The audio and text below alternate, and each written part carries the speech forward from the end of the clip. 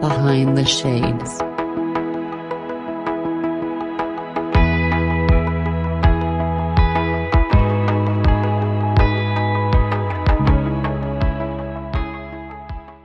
So Marcia, so when you mentioned that you were kind of looking for this comfort, looking for the love, was there specific places that you wanted it to come from?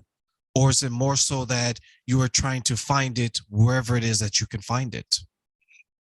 This came up for me this week. I don't know where it came from, but it just came up. It was somewhere I must have read that we get stuck at a particular age where our biggest trauma lies. And I asked myself, is that true, Marsh? Did you maybe get stuck and developmentally, emotionally, did you get stuck and not develop past a certain age? And the answer that came was when I was 11, I was molested by a man on the street. And I ran home to my grandmother's house crying. And an adult met me, a very, very close adult met me at the gate. And it poured out to me, this is what happened. And in the middle of my first sentence to say, I've been hurt, the person told me, shut up. You are not allowed to speak of this. Do not complete that sentence and never tell anybody anything about that again. At age 11, you are likely to obey an adult that you trust, and I did. So I pushed down my hurt and I began to self-harm. And for 2 decades, I pulled out my eyelashes and I bruised myself and cut myself and did lots of things. And only when I got to my 30s was I able to see that those were my cries for help. Those were the ways, because I had been told I couldn't talk about it.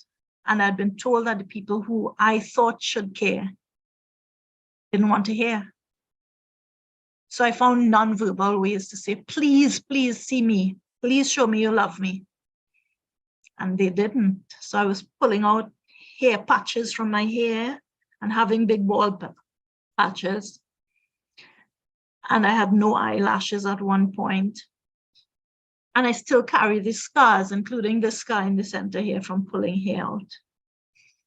And I continued to do that way up into my 30s. Didn't know why. It had become an obsessive compulsive sort of thing by then, I think. But I felt relief when I did these things because I was purging pain.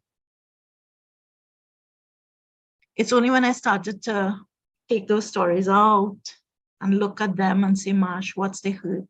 When did it happen? That I started to realize these are the things that are pinning you to the past. And I don't want to be pinned there. First of all, I want to be a heck of a good mom to these 2 children that I have. I also want to be a better wife. I have been such a harsh, horrible person to my husband sometimes because I was so hurt and broken. And I learned to be subservient at work, always to give, and give more. That's how I got acceptance. And so I accepted a lot of abuse at work. And I'd come home and my husband would know that I was having a hard life at work. And so he'd actually, when I drive into the yard, he would come downstairs and meet me by the car. And he'd say, hi, Marsh. And the minute he said, hi, Marsh, I'd start to cry. And he said, do you want to talk about it? But nobody wants to relive the hell they've been through for the day. So I'd say no. And I'd come upstairs and he'd have a hot cup of tea waiting for me. And that tea equated to love. This is how he loved. And he's there like, Marsh, I'm here for you. This tea, I made it 5 minutes ago because I knew you're driving now. And here it is, just perfect. And I knew how much he loved me, because he has never, never, never, even when I was the most horrid to him, he's never said, you know, I can't handle you. I don't want any more time with you, you know, even through it all. But there was a time when he said, you know, Marsh, I don't know, I can't handle the harsh things you tell me, because I was horrible to him in my language. I would find fault with him.